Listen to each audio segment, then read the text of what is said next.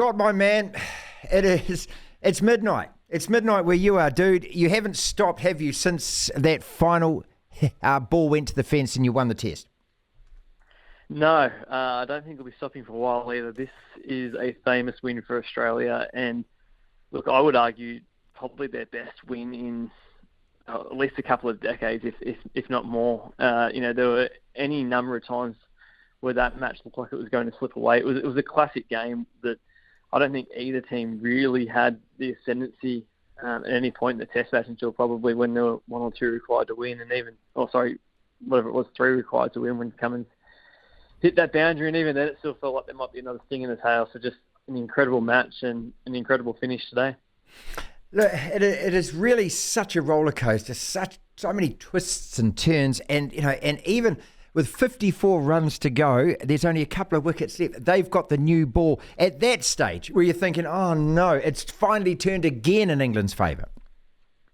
Yeah, I was sort of counting down to those new ball overs, thinking that if England could get the new ball with, say, 40 or 50 required to win, that it probably would be their match. And then obviously they decide not to take the new ball. Joe Root keeps bowling. Alex Carey is caught and bowled by him, I think in the 81st over, so the over where they decide not to take it.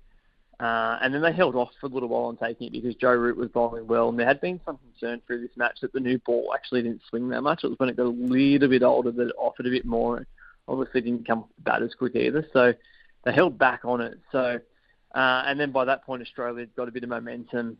And, the field starts to panic a little bit. They kept the field out, which I thought was a strange move. For a team that's been ultra aggressive through the match, they went with the same plan that they did in the first innings, which was to bump the Australian tail. But in keeping the field out, they kind of released the pressure a bit and made it a bit easier. So they probably didn't get the effect they would have liked out of having the new ball or at the 80 over mark where I think we all thought they would take it. What do you learn from a test match like that? And what I'm asking you there is what do we know about who's actually the better team, or don't we know?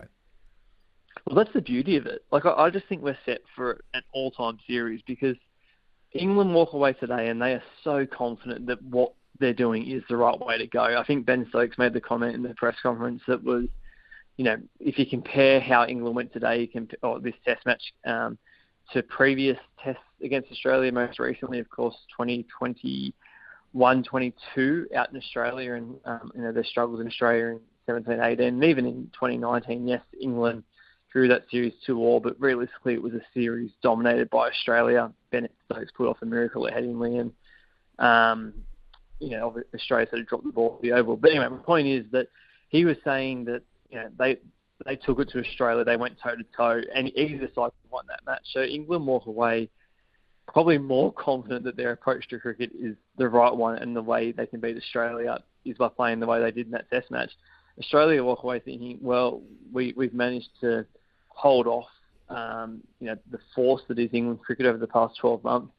And therefore Australia, again, they walk away thinking that their approach is the right one. So obviously, not every test is going to be a carbon copy of each other, but both sides will probably take those same tactics into the next couple of tests at least. We love looking back at history when we talk about sport, don't we? Scott Bailey from AAP here was at Edgbaston, first test of 5 in the Ashes series. And I'm going back to that 2005 series and Edgbaston again. And it comes down to, a last wicket stand and Brett Lee's there and 2 runs needed. And England win that and actually, claw back in that series. And then historically they do win it.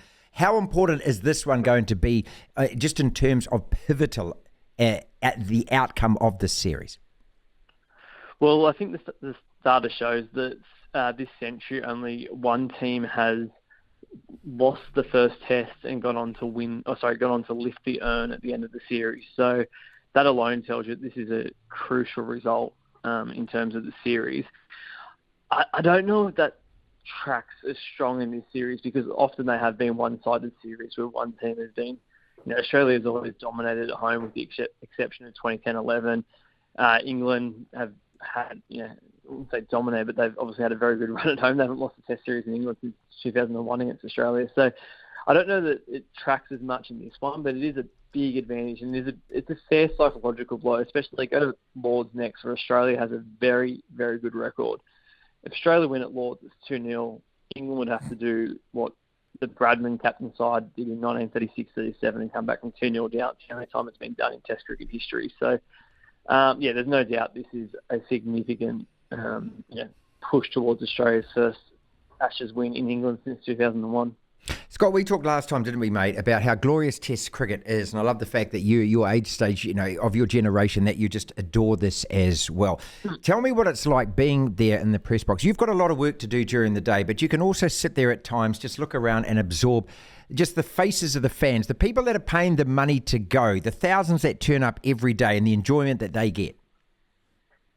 Yeah, I mean, the atmosphere at Edgbaston this week was among the best that I've heard or I've felt at sport. It was incredible. And I mean, Edgbaston always is like that. They've got the Holy Stand. It goes off. There's things sung that probably shouldn't be sung. There's chanting. There's all kinds of things going on.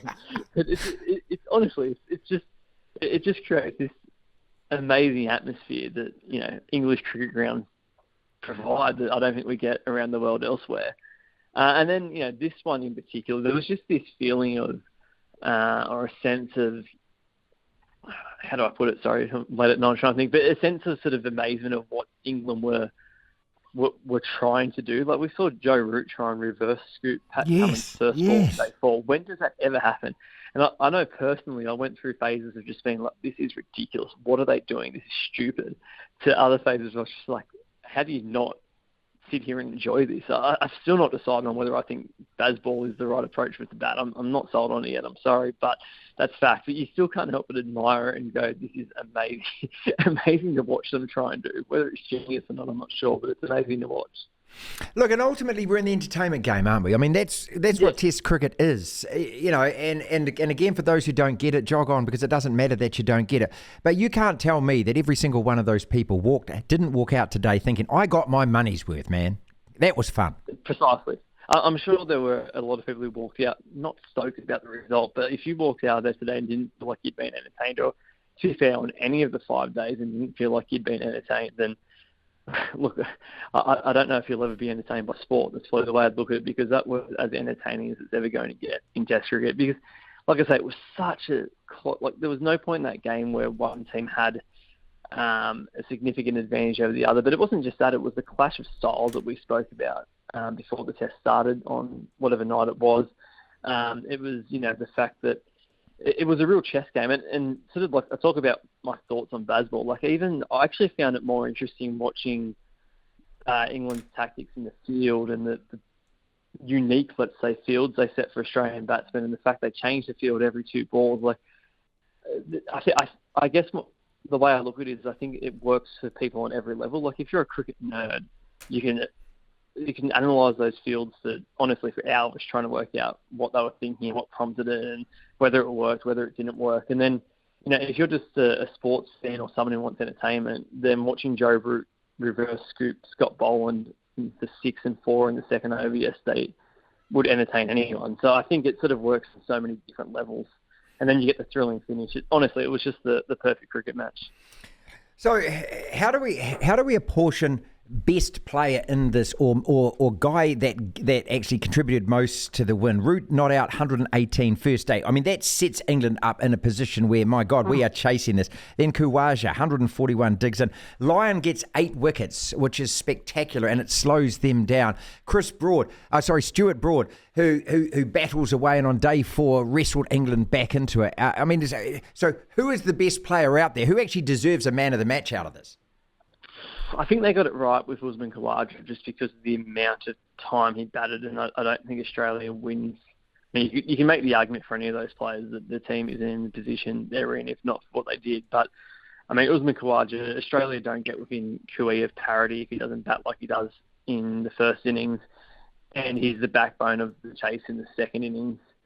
So I think it rightfully is Usman Khawaja. I think he batted 518 balls, which is the most by any Australian this century in a Test match. Ironically, he equalled Ponting on 517 balls against India at the MCG in 03-04, and then very next ball got bowled and broke the record for the most balls faced by an Australian. So there's a random stat for you. But can I mention another one on that list? And you're right, those 4 were the best 4. But Alex Carey had a sensational game, like a guy who I think he had his best game behind the gloves as a keeper in Test cricket so far. Don't think he put down a chance. Johnny Bairstow scored a lot of runs for England, but also gave up probably just as many in missed chances. And Carey's first innings half-century was really crucial again in helping Australia reach parity. And hit 20 tonight, which wasn't anything out of the ordinary or brilliant, but it did sort of just keep the momentum going a bit after Usman Khawaja got out. So, yeah, he's not man of the match, but he's probably in the conversation as one of the underrated players of this test, let's say. Well, look, we thank you so much, mate. You're so generous with your time. I just want to let people know before you go. Okay, so, I mean, this is a beautiful job. We have people. We get paid to talk about sport, all of that. This bloke here has sat there for 5 days. You're there present the whole time. Then you're writing stories afterwards. Then you're doing crosses. People are calling you from around the world like me, bothering you, wanting extra from you and all of that. Just out of 5 days, are you working, I would say, at least 12 hours every one of those days?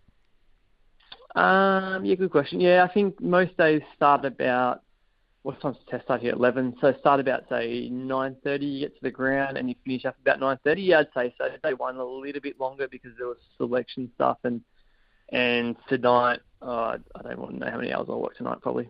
Today might be a 15 or 16 hour day. But you know what? If you take that any day of the week to watch a test match like that, that was an absolute gift. I won't say to work I'll do it for nothing because that's absolutely not true. I do like getting paid, but it was an incredible experience to watch that 5 days of cricket, and I hope the next 20 in this series, plus the women's test and Nottingham starting on Thursday, are just as entertaining, or even half as entertaining, to be honest, because it'll still be pretty good. We're a week away from a second test in Lords. Get some rest during that time. Wing your way down to London. Stay safe, mate. We look forward to catching up with you. Thanks, mate. Legend. Thanks, mate.